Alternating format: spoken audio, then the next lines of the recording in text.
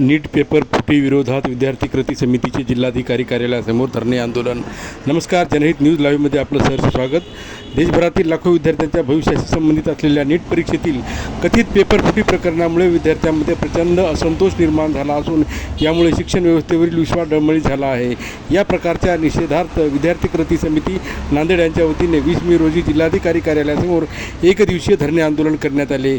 विद्यार्थी कृती समितीच्या वतीने सर्व विद्यार्थी असोसिएशनच्या वतीने आज नांदेड जिल्हाधिकारी कार्यालयासमोर विविध विद्यार्थी संघटनेतर्फे आज विविध मागण्या घेऊन धरणे आंदोलन करण्यात आलं। या धरणे आंदोलनाच्या मुख्य मागण्या अशा की जी नीट पेपर फुटी ही 2026चीच नाही, अगोदरच्याही जे नीट पेपर फुटी झालेले आहेत त्या सर्व पेपर फुटीची एक SITची कमिटी हे करून गठीत करून त्यांनी सर्वांनी शासनाने या गोष्टीकडे गांभीर्याने लक्ष देऊन या जे दोषी आहेत त्या सर्वांवर कडक शासन करावं।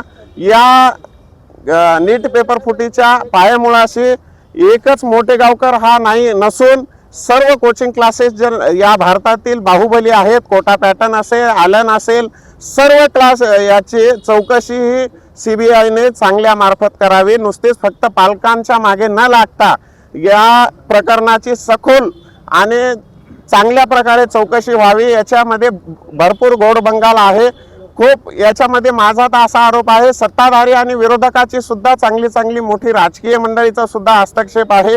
याच्यात विरोधी असो की सत्ताधारी असो, हा प्रश्न आहे विद्यार्थ्यांच्या आयुष्याचा। त्यामुळे सांगतो, आपल्या चॅनल मार्फत आवाहन करतो सरकारला की तुमचा असो आमचा त्याची गय न करता माझा तर किंवा या विद्यार्थी कृती समितीचा एक आरोप असा आहे किंवा मागणी म्हणा तुम्ही, जशी एका बलात्काराला शिक्षा अपेक्षित आहे आपल्या भारतीय संविधानात किंवा भारतीय मनांच्या लोकांमध्ये, तशीच या नीट पेपर फुटीत जे आयुष्य बर्बाद झालेले आहेत विद्यार्थ्यांच्या, तशी जशी बलात्काऱ्यांना फाशीची शिक्षा अपेक्षित असते तशीच यांना एकतर फाशीची शिक्षा द्यावी